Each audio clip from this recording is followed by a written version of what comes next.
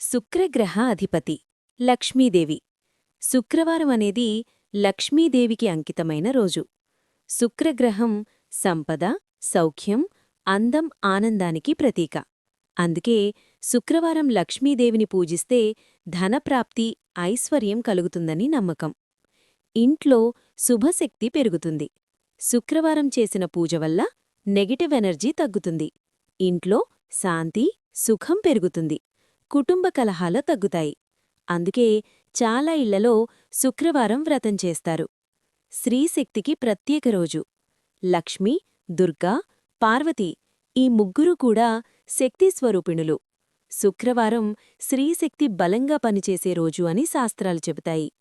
రహస్యం: ఒక పురాణ విశ్వాసం ప్రకారం లక్ష్మీదేవి శుక్రవారం భూమిపై సంచరిస్తూ శుభ్రంగా ఉన్న ఇల్లు, భక్తితో పూజ చేసేవారిని ఆశీర్వదిస్తుందని అంటారు.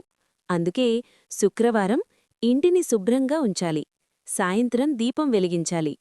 ఓం శ్రీం మహాలక్ష్మ్యై నమః 11 లేదా 21 సార్లు చెప్పించండి. కనీసం ఒక మంచి పని చెయ్యండి.